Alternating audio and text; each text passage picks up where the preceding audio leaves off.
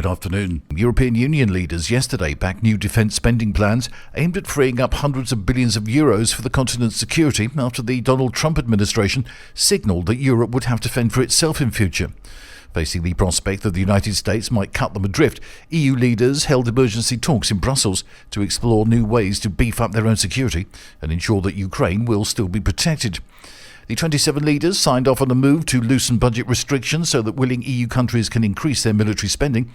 They also urged the European Commission to seek new ways to facilitate significant defence spending at national level in all member states.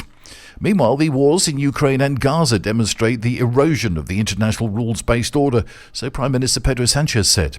He warned that some countries, both within and outside of Europe, seek to divide the European Union. He expressed confidence that the EU will overcome its current challenges by strengthening European defence and security. He also urged the bloc to consider security threats along its southern borders. Prosecutors have demanded a retrial in the case of the former Football Federation president Luis Rubiales, who was found guilty of sexual assault for kissing player Jenny Hermoso without her consent.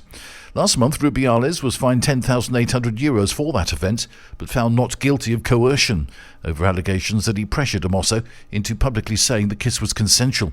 Prosecutors have called for Rubiales to be jailed and appealed that verdict, seeking a retrial with a different judge after alleging the original judge was biased in Rubiales' favour.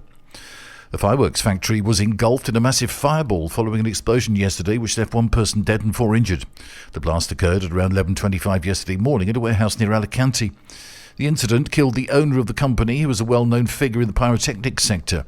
Around 100 firefighters, police and paramedics rushed to the site, with fire crews successfully stopping the inferno from ripping through surrounding warehouses, also storing fireworks. Meanwhile, authorities stated that only localised structural damage was caused. Police are currently investigating the cause of the explosion. And torrential rains yesterday caused floods that swept away cars as local authorities evacuated schools and closed roads.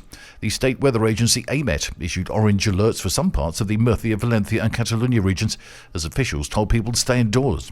AEMET said that in some areas 120 millimetres had fallen in 12 hours. Some weather stations had experienced more rain in March than would normally be expected in the whole of the spring season. That's the latest from TRE. I'm Bob James.